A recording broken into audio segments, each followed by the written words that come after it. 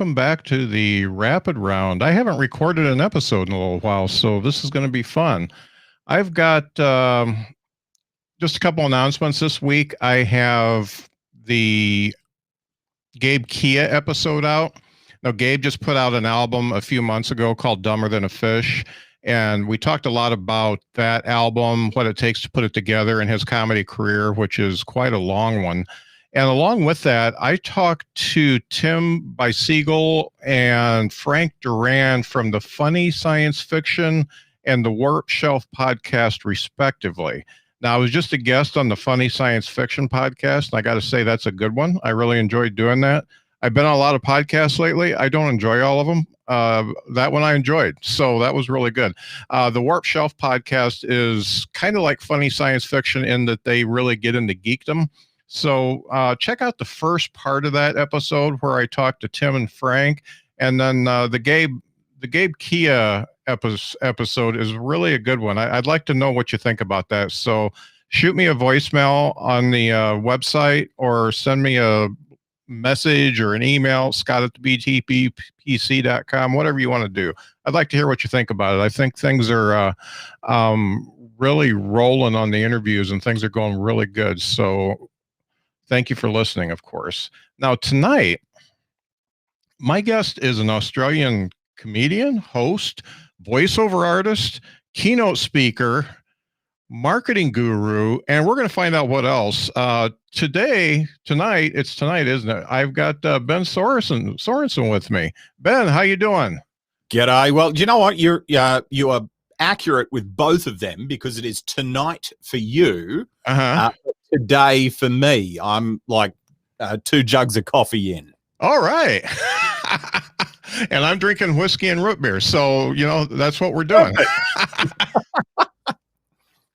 Root beer is something that really hasn't sort of, root beer as you have it over in the States hasn't really taken off in Australia as such. We have a lot of fake sarsaparilla. Yeah. But that's very different. Yeah, it's funny. I haven't drank root beer for years and years and years, and I had one at we went through the drive-thru of a fast food restaurant, and I got one, and I forgot how much I liked it. So now I'm getting this Diet A&W, which is just, it's a pedestrian root beer. It's not the best thing in the world, but I got to say it's really good as a mixer too, because it doesn't matter how cheap the whiskey is, it still tastes good in root beer. So I'll take it. So overall, that's a great cost saving. I love it. Oh yeah. I love it. Follow us for more tips. I'm glad we could help people out with the old root beer and whiskey stuff. So this first part I call the rapid round, Ben, and what I do is I ask the questions that everybody asks. If you were on Entertainment Tonight or whatever, the one that what's his name's on I don't remember his name. He was in the class thing. He was a kid and now he's older. But anyway, he asks these types of questions, and these are the ones that you're used to. And then we're going to go offline and get the rest of the questions moving, which is the meat of the interview, I like to call it. And that's what we put up for the podcast. And folks, if you want to subscribe to the podcast, it's really easy. Just go to any podcast app and type in Behind the Bits, and there you are. And hit the subscribe button, and I think you'll like it. So thanks for watching tonight too. So first of all, Ben, where are you from? I'm from Melbourne, which is the self-proclaimed coffee capital of Australia. Every morning, so it's funny. So when I used to live in a place down the road called Brunswick East, and every morning I used to get up and I could actually use my nose to smell where I'd get coffee for the day, because I had like 9 award-winning roasters around me. So you just walk around and go, oh, that smells all right. I have a bit of that.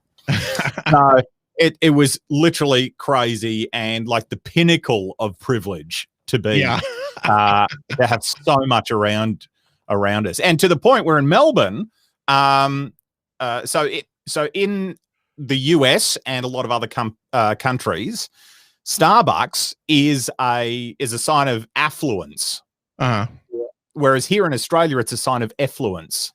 It's Yeah, no self-respecting Melburnian goes to Starbucks unless you like their sugary drinks. Yeah. Yeah, and that's about what they do. I'm not a coffee guy, so we can't talk a whole lot about coffee. I just don't drink it. I buy But I it know when my you're a kids are in whiskey guy, town. which is we can be friends now, so that's Yeah. fine. Yeah, I like the smell of it because when my kids are home, we brew it. We've got, a coffee maker and all that kind of stuff, and we brew it. And I love the smell of it. I just can't drink it. I drink root beer instead. So, Espresso martinis, I find that's a gateway drug sometimes. Ooh. That might And be you get to have fancy little glass as well, which is good. Yeah, that might be something to check out. So, let's Just talk tell me you're about an enabler. Yeah. Let's talk about stand-up first. So you do so many things, but when was your first time doing stand-up? How old were you? What was the scenery? What happened? You know what? I think there's two different. I'm a little bit different in that sense. Now, I love stand-up and I still write segments and routines. Mm-hmm. And most of them are actually used when I compare an MC. So Okay. I have a bank of all of these that I just draw on, like, a lot of really witty comedians, wittier than I, Mm-hmm. so that you can just pull it out of the bank. Like Joan Rivers used to talk about having all these filing cabinets of great routines and great jokes, and the situation would turn up and you'd go, oh, yeah, okay, I got one for that. So that's kind of how I work. So I started very, very young. I was doing comedy shows when I was like 14, 15. Oh, so wow. I started doing like vaudeville. So I was doing dinner theaters and stuff like that with variety shows. So I'd get up and do a piece there. And we'd also have skits that we'd do and we'd write. So that was a really great start. And I don't, it's really funny because I don't talk about that particularly much. Mm-hmm. And then I sort of moved into being or wanting to be a musician, which went terribly, very, very terribly. Not just the play, it was just shocking. So I ended up singing with the Queensland Youth Choir, obviously in Queensland. And I, used to open a few of their shows. And, again, great experience in front of an audience. And then I jumped across to doing some kids' TV stuff, which meant I knew every fart joke in the book. Uh-huh. And then it's just sort of it's really been driven by the live events and the opportunities that come through that. For example, panel shows and all sorts of bits and pieces in that realm. This year is the first year though that I'm actually doing running a Melbourne International Comedy Festival venue. We tried last year, but COVID killed it. So there'll be some more opportunities to do stand up there. And I think the Comedy Festival in Melbourne is the second largest in the world next to Edinburgh. So I'm really fortunate that that's in my own backyard. Yeah. So let's this isn't on the list of my rapid round questions, but starting as early as you did, have you ever had a fear of performing in public and you just got over it, or have you just been kind of brazen and just go up and do it? I'd call it blissfully ignorant. Okay. Yeah. And part of that is due to, or I've recently discovered is due to my autism. Because basically when I go on stage, I want to make sure it's funny and entertaining for me. And if everyone else wants to come along, I'm more than happy. So whether I talk to one person, 5 people, 10 people, or 20,000 or more, the process in my brain or the framework in my brain is pretty much the same. So I'm not massively stressed. Okay. That's, I talked to another guy that, he suffers from a lot of maladies and it's dyslexia, ADHD, and OCD, and something else. And he can only, if he had one more, that'd be 5. And that's what I call a fist of disabilities. Yeah. But the thing with him is he's always in the moment. Now his problem is he has trouble because he's in the acting world after having been a comic for a long time. He has trouble memorizing stuff. But thing is he's 80 years old and he never looks back. He doesn't get nostalgic and say, "Oh, this is great when I worked on Friends," or "This is great when I worked on Breaking Bad." Now is what he's working on, and he's not thinking about anything else. And he said that all of his disabilities are, a blessing and a curse at the same time because it keeps him working and it keeps his mind going. So it's I think that everything that we have can sometimes be turned around to be something positive. I agree. I think part of it is going, okay, well, what resources do I have that are easily available? It's about knowing yourself and going, how can I do the best that I can with whatever I got? And if you happen to be really good in living in the moment or living in the now, as Eckhart Tolle says, then great, go with it. I mean, to a certain extent, I have to do that too, which is why I love project-based jobs and live events, because I'm locked in and I have hyper focus for the 3 hours or 4 hours of the show, and then nothing. Can totally forget.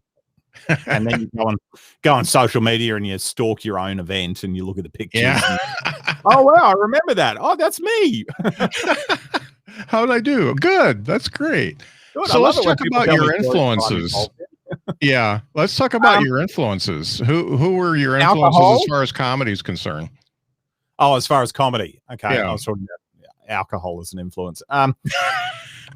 So Me too. look, yeah, comedy influences. Do you know what? I really love Rod Gilbert and and a lot of the British comedians and British humor. Like, I'm a huge fan of Monty Python. And while if you go back and you look at Flying Circus, there's a lot of stuff in there that I just go, I'm not really so sure on now. However, there are some key bits, and the concept of the entire show and the concept of that one comedy troupe reinventing different things across decades is just amazing. And we look at their film work, like The Life of Brian and, The Holy Grail and things like that. And even just the individual work of John Cleese and, the rest of the Pythons. I just think, that for me was such an eye-opening, informative moment for me, going, wow, these guys are amazing and they're smart and articulate and quick. I also love Billy Connolly. I love the style that he's developed in long form rambling storytelling, interlaced with fascinating and interesting, accurate anecdotes throughout. And I think I enjoy comedy that doesn't date as much. Like if we look at the work of Seinfeld, both as a series and Jerry Seinfeld as well, that style that he developed with his stand-up, I feel like sort of was dated and was stuck in an era of comedy. And I feel like that we've sort of, for some people, they're timeless, and other people, they're sort of stuck in a decade there. And I'm very much drawn to the timeless stuff, which I think is a great way to future-proof oneself. I'm glad you talked about Monty Python, because that was my big influence early on, and it was on the PBS channel here in South Bend, and I watched it religiously, and my dad and I bonded over that. And the Piranha Brothers was always my favorite skit. That was, other ones, the Dead Parrot and stuff like that, are the ones that everybody talks about, but I loved Dinsdale. I loved the whole Piranha Brothers thing. And the funny thing is, it turned out to be something that my son and I bonded over, because one of the first movies I wanted him to watch was This Is Spinal Tap. And he watched it, and he was probably 12 or 13 at the time. And he said, "Dad, I don't know what you see in this. I hate it." And I'm like, "Oh no. We're going to be that kind of father and son. We're going to have nothing in common." And then I had him watch the Holy Grail with me, Monty Python and the Holy Grail, and he loved it. He loved it so much that he wanted the DVD and was just totally into Monty Python. So we really bonded on that. And Cleese especially, with Faulty Towers and all the stuff that he did after that is just so prolific. He's a great guy. Have you tried Spinal Tap again? Now he's older. No, not. He's down in Alabama. He's a rocket scientist, and we don't see each other as much as we should, so we haven't revisited that. Okay, I'm just saying that sometimes you'll watch something, and it'll be the wrong time for you. It'll be too early. Yeah. You don't understand enough about the world or have enough references. Yeah. To get a lot of the jokes. So when you re-listen to stuff, you can get new stuff out of it. And I would just hate for your son to miss out on Spinal Tap. Yeah, I know. And I'll probably send him a note and say, hey, just watch this and tell me what you think. You probably don't remember, so just tell me what you think. And it's neat that to have a bonding moment like that with Monty Python. So while we're talking about Monty Python, I too bonded with my dad over Monty Python. I don't know if you can see that. Hang on, let's see. It's always look on the bright side of life. It's the okay. So I really didn't think that through with my own webcam, but that's okay. Yeah, that's great. And probably better than Every Sperm is Sacred. Well, yeah, definitely. Well, I didn't say what was written elsewhere, but the little sperms on your arm, that's not going to do much. Yeah. Well, it's kind of like my arm. Yeah. So, I just found that tattoo was a little hard to swallow, Yeah, no doubt. Nice pun.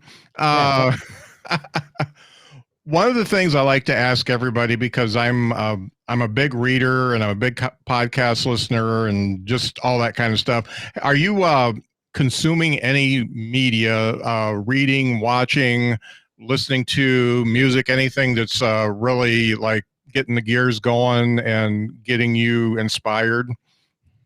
Look, there's on Amazon. I know it's a visual thing because we've all been in lockdown for a long time. In Melbourne, we had 6 months of lockdown. Yeah. And thankfully, it worked really, really well, and we're able to venture outside into the sun again. There is a British comedy show on Amazon, and it is absolutely wonderful. I didn't actually think I'd like it as much as I do, and it's called something like the show where everything goes wrong. And it's a masterfully written and designed slapstick show in front of a live audience that they produce. And it's from a comedy point of view, I don't think we as comedians explore some of the physical theater side of things. And to see such a concentration of slapstick comedy in one piece, in conjunction with a lot of witty puns and a lot of great one-liners. I think that's kind of in a panto style, but it's really great. So I've been consuming that, and that sort of, gets me going and gets me thinking of things differently. And I think when you're a comic and constantly doing stand-up, it's sometimes really hard to try and get that edge or think of things differently or going, what am I going to talk about next? Because there's heaps of comics that talk about, I'm married now, or relationships or kids or, whatever. To explore different things and to pull inspiration from that, I think can create a richness in routines. Right. One of the things before we go off live here, I wanted to ask, have you been to the States very often? Well, yes, there is. I remember my first show in the States. It was in Nashville on a little place on Broadway called The Second Fiddle. And I was invited over there as a guest of CMA because I was up for an award of some sort. So anyway, off the plane, and I thought, I was staying in Vanderbilt at the Holiday Inn down there. Lovely place. Went for a wander around, got lost just before my show, turned up, a little bit sweaty and all over the place. Had kind of what I was going to do in my head and thought, oh yeah, fine. Turns out they were live streaming it to 3 different countries, and I went, oh, okay, cool. That would have been nice to know before. Jumped on the tour bus out the front to sort of get changed and organize myself. Didn't even know there was going to be a tour bus. Did the show and bombed. Terrible show. And everybody's got one of those stories. And I've just gone, no. Yeah. So I thought I was being really funny, but totally different style of comedy for the Americans. Yeah. And that's exactly where I was going with my question, is the difference, because I've talked to quite a few British comics, and there's some pretty big differences because they're a lot more subtle. All the European comics are a lot more subtle, and but American comics and British comics can translate to each other in a lot of cases, as long as you change up the words for like a convenience store and cigarette and stuff like that. So as long as you change up the words, they're more interchangeable. But I've been watching some Australian TV, and it seems like you guys have different timing, different sensibility, and it's just a little bit different. Have you been able to put a pin on that to see what that's all about? I think Australian and Canadian humor interchanges beautifully with British humor. Okay. So smooth transition, not a huge issue. I've done gigs in, both of those places, and not an issue. However, I find the style, and you know what, it just could be my outsider's view of American humor and American comedy. I mean, you guys got a sort of this roast flavor going through everything. Yeah. So it's got a bit of an edge, more of an edge to it, less subtlety, and it's more socially appropriate to roast you in jest in the States than it is in any other country. And it doesn't matter if you're a celebrity or just Joe on the street. That's a green light in the States. You can do that. Whereas if I randomly roasted someone in Australia, they'd go, oh, he's a bit of a dick. Like, really? Are you doing that? However, if they heckling is consent. So all around the world, heckling's consent. If you want to yell out at a show, good luck. Good luck. You're on your own. No refunds. Yeah. So yeah, I think that's it. So I think my crude interpretation of comedy in the States, I feel like there's two sides to it. One is hyper polite and really great, like and very clean. The other side is more of a darker roast, or you could probably compare it to coffee even. A darker roast where you can sort of go to town and rip shreds off people, and everyone's going to go, oh, they're just words, it's fine, and I'll cry later. I totally agree with that. There's extremes. In the United States, it really is. It's either super clean, nothing is going to be said that's going to offend anybody, or it is, let's get into the weeds and call everybody cunts. It's just, it's just I love the word. In Australia, we use it as punctuation. Yeah. I wish we could use it more here in the U.S. It's one of my favorite words. It's a verb, it's a noun, it's an adverb. You can do anything with it. It's the evolution of fuck. Yeah. No doubt. Well, so that's good. We've kind of talked about Australian versus USA comedy, and I feel like I've given my viewers enough. They're going to have to tune into the podcast, which is Behind the Bits and easy to find on all the podcast apps if they want to hear the rest. We're going to go right now, and bye-bye.